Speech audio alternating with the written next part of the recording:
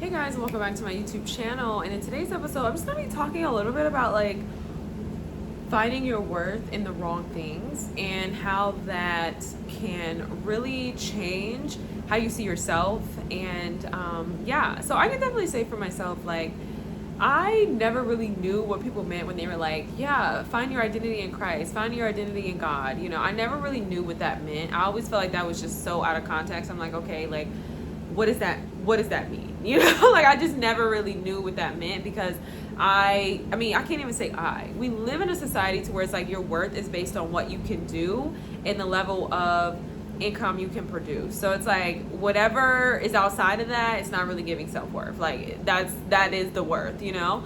So people were like, you know, find your identity in God. I never really knew what that meant. Like I didn't really have a lot of context for that. And out of revelation, when I realized like knowing who you are in God and finding your identity in God is actually when you realize like, oh, God created me, but it's like there's purpose in me being here. You know what I mean? Like I think finding your identity in God is realizing that like you have a right to be and you have a right to exist. Like you literally have a right to exist if you're alive and God wakes you up every day. Like you literally have a right to be here, to take up space and to just be. Like you have a right to just literally have your way of being and like to be here on this earth. And I think for a lot of Black people, I know for me, just like from a Black woman, I never realized how I never really took up space. Like I realized like the anxiety that I used to carry in my body, the stress that I would carry like in my shoulders and stuff like that.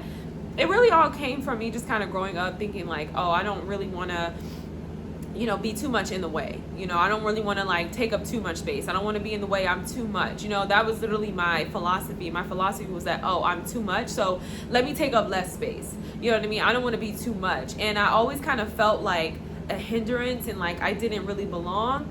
I truly believe though, like as I really kind of start to like take a step back, really assess the experiences I've had, the, you know, what was going on when I was born and so forth. I think a lot of the anxiety, the angst, and the trauma that we carry really is inherited. Like I know that, you know, there was an article I think by NPR in New York Times. Someone did a study on indigenous people and they just kind of found like they carry, you know, trauma from the things that they've gone through, but they will never admit that for Black people. I think this is probably another reason too why it's like I don't care what anybody says. Like it's never really going away. It's never going away. We're never going to stop talking about race. We're never going to start talking about racism and advocating on behalf of Black people because it's like there is such an intention.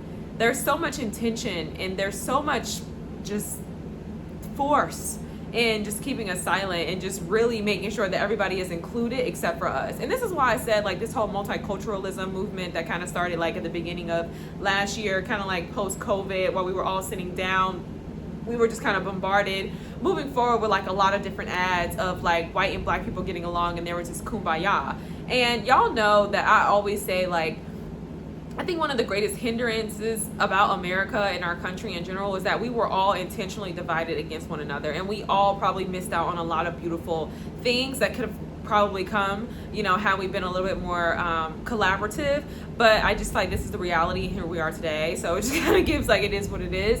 But yeah, I think it's very unfortunate that, you know, everybody else kind of gets a space to kind of talk about that. Like, you know, I was even listening to people were saying like what Asian hate and that whole thing with COVID, but it's like when it comes to Black people, y'all just will never admit the wrong that has been caused and the wrong that is still going on today. I think one of the most interesting things, I'm kind of going on a tangent, but I think one of the most interesting things about the Black experience is that it wasn't anything that was prehistoric, right? Like being a Black person in America, it's not anything prehistoric. Like it's not just, oh, we went through slavery. No, like literally the people who have gone through intense racism, they're still alive today.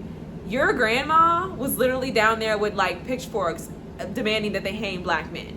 Do you know that? Like, do you like the grandma that you're sitting with right now? Like, she literally was like fully participating.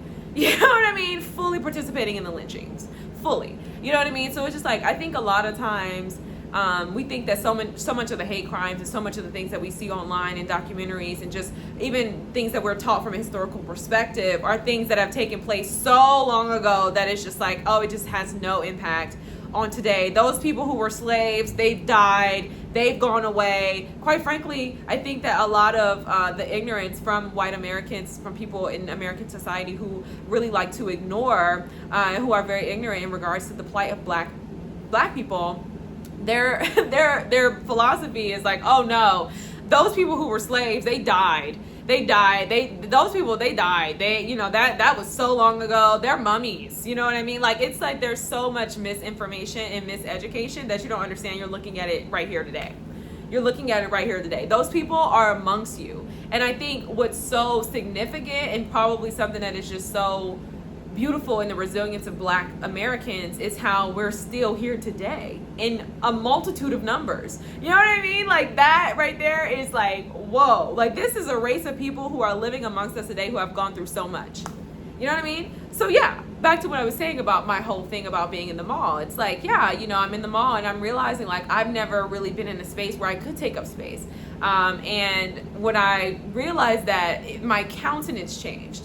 And when I think about the plight of, like, black women and just kind of being a black woman in American society, girl, you know what I mean? You talk about the things that you inherit from your mother, from her mother, and so forth, because, what people don't really like to talk about is, like, just the difference, right? I know right now we're kind of in this place where white people are kind of joining in, and they're like, listen, okay, we don't have middle class no more. We need y'all to stop what y'all doing. Up the scope with this whole capitalism thing, because it's impacting our families now, right? But black people have always had a very hard time in American society, and it was never a lack of will. It was never a lack of will. It was never a lack of ingenuity. We were never lacking in that. But our plight has just been so strenuous, and we've been deprived of so much, and continuously. So, yeah.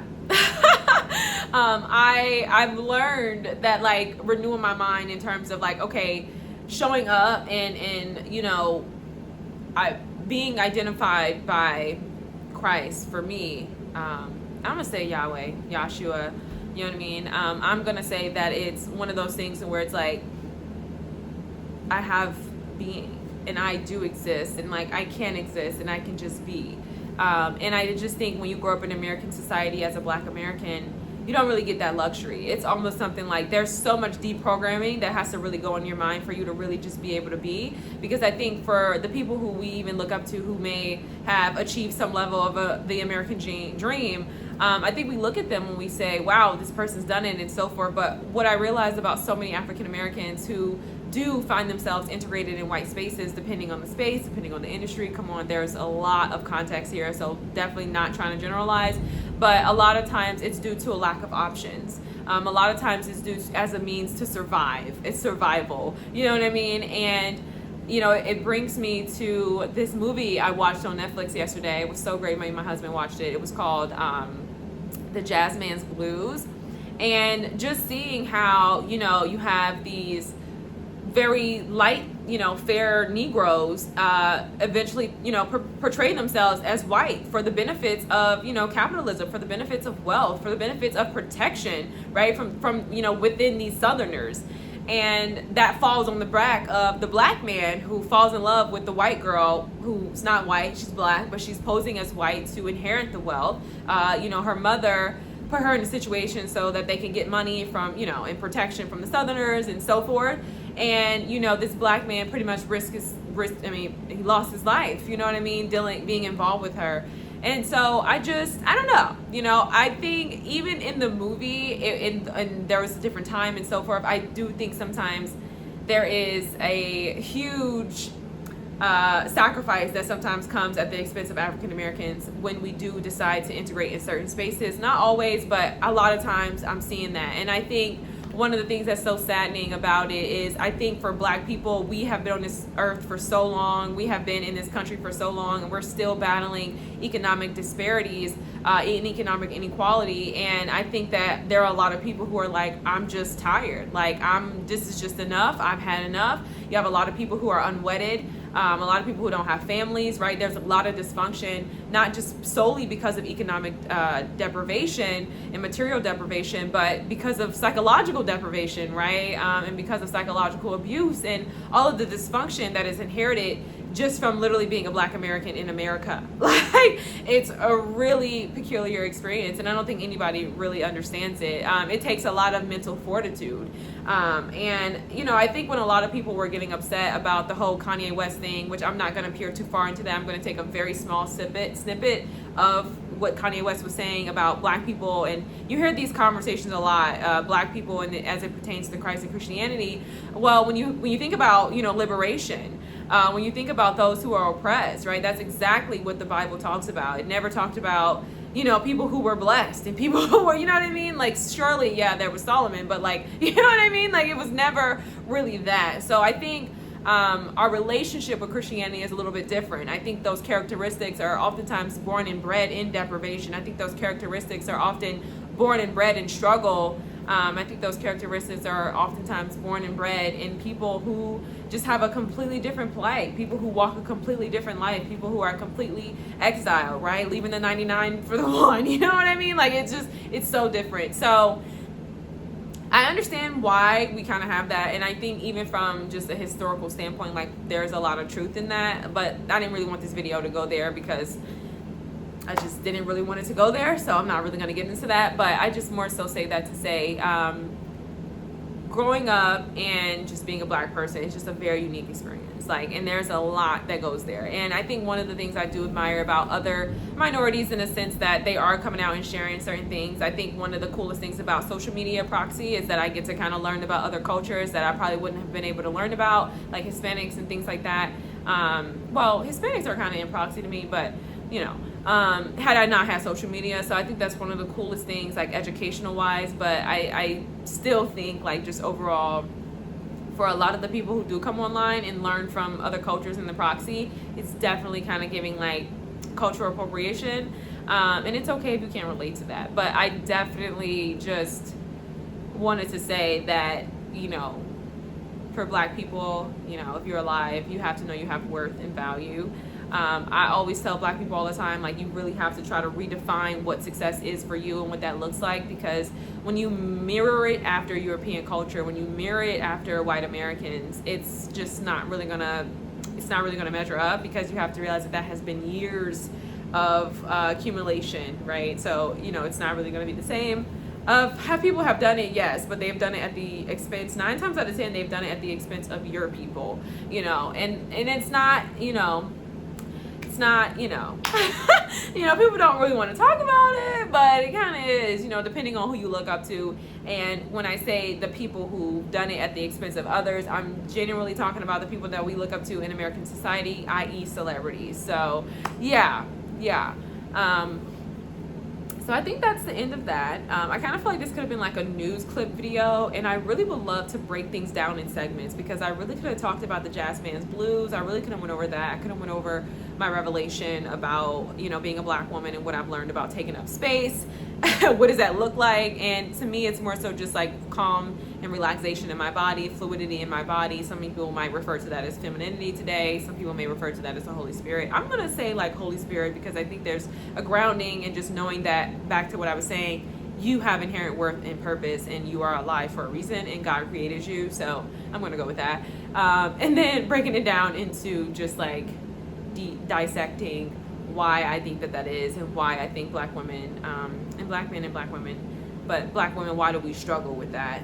And yeah, and then I really kind of wanted to give like my 2 cents on the whole Drake and Kendrick Lamar thing, even though I only listened to like one song of each, and I kind of don't really know what's going on. Someone said something that was very interesting. They were just talking about how like it's always Drake and how people always take Drake and like take shots at Drake for commercialization, which I thought was a very interesting point, because I just think from a, you know, historical, you know, rap lineage, you know, type of thing, I'll say like timeline, not lineage, timeline, it kind of always has been Drake. But I do think in part, you know, I think that Black people are just kind of at this place that like we're just fed up with like people being in certain industries and doing certain things and benefiting from that. And I don't really know too much about the biracial experience, but one thing I can definitely say, and I've experienced this in my own life, honey, when it's time to be white, they gonna be white. Okay, they're gonna get all those benefits. They're gonna completely live a completely different life, and they're gonna, and honestly, can you really blame them? Like, they are white, you know what I mean? But it's like when it's time to be black, and you know what I mean, like, really, they're gonna go and do that. And I think the reason why this is just so like infuriating and just almost like intolerable, that's a better word, intolerable for black people, even as myself, like as a black person, is because we don't get to take it off. You know what I mean? Like, when you're biracial, you can take it off. Like, you can go around and you can go be white and you can get all the benefits. And so it's like being a white kid, it's like you are a biracial, you get the opportunity to play both sides. You get to dibble in this, dibble in that, and then it's like you just get the best of both worlds. And I think for black people, it's just more so like having the historical, relationship with white people, and then you turn it around and like kind of playing in that, and then turning it all the way off when it's time to be white.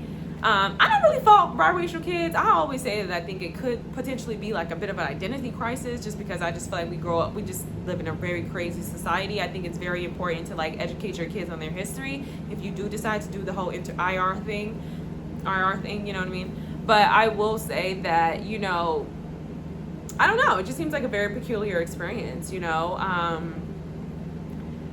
you blame them? I don't know. Were you, did you ask to be here? No. You know what I mean? But I do think a lot of times people go into IR relationships not really considering that.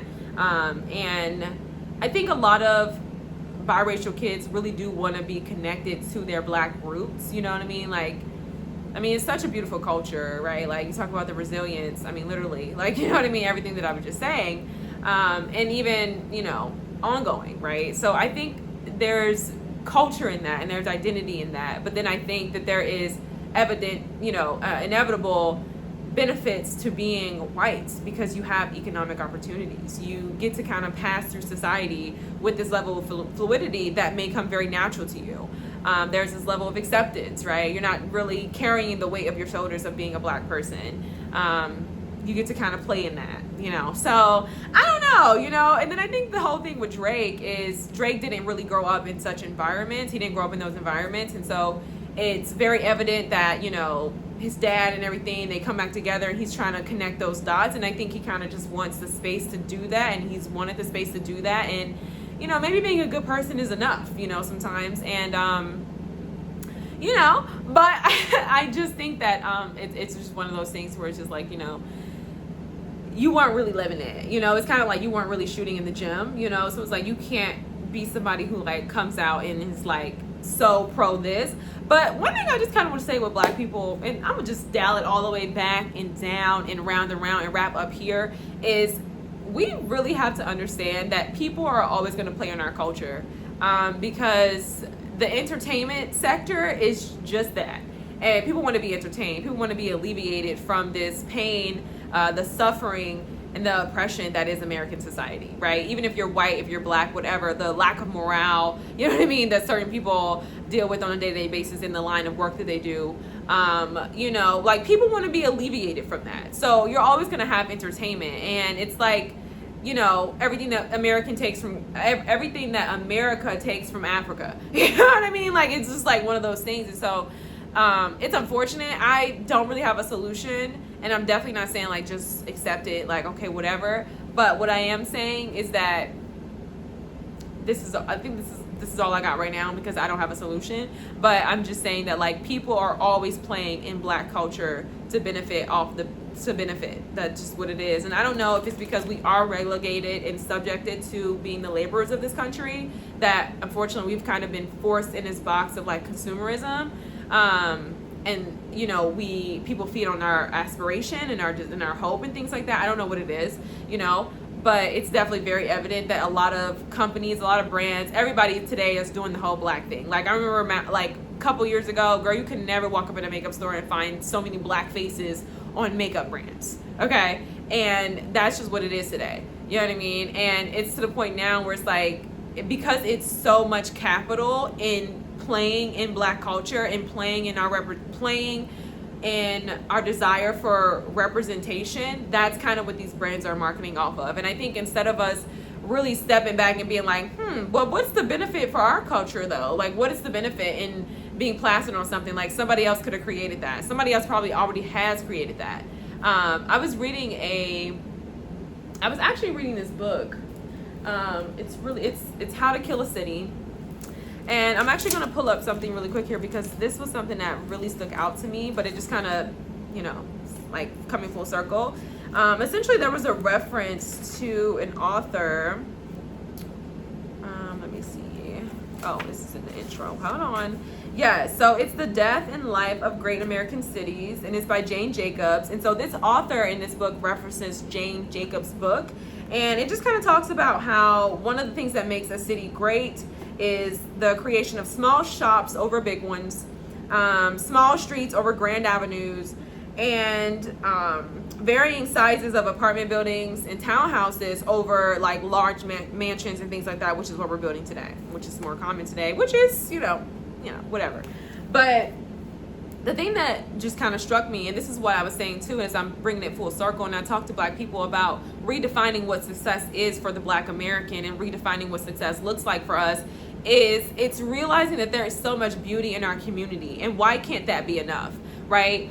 I think that the hijacking of our minds, and rather the gentrification of our minds, you know what I mean, has made us believe that our communities and our culture is commodifiable. And what's really valuable is these big houses. What's really valuable is these tangible goods sold to us by Italian designers. You know what I mean? But like, it makes us forego our communities. It makes us forego these small neighborhoods that really have so much culture. Like, and I'm not from Harlem, but like Harlem comes to mind when I think about that, So I just think overall, we have to we're missing it. We're missing it, and we need to dial it back. You know what I mean? Because it's very evident that there is so much power and there's so much goodness in our communities. But right now we're kind of being told that we're not. Like, obviously with gentrification, well, it's very clear that there's power in our communities, because if there wasn't, then we wouldn't be getting gentrified. But that, and then just even in who we decide to market with, like who we take our face and our brand and things like that. And, our brand isn't yourself, who you go and partner with. Like, there's so much in that, because that creates a sense of community and that creates a sense of allegiance. So you have to understand that as a Black American, you have worth and you have value, and there is you're not a community in that sense, but your family lineage, the people around you, depending on the neighborhood you grow up in, the neighborhood you're from, that right there is very valuable. So I would just say that Black communities are very valuable, and it's time that we start to value those communities.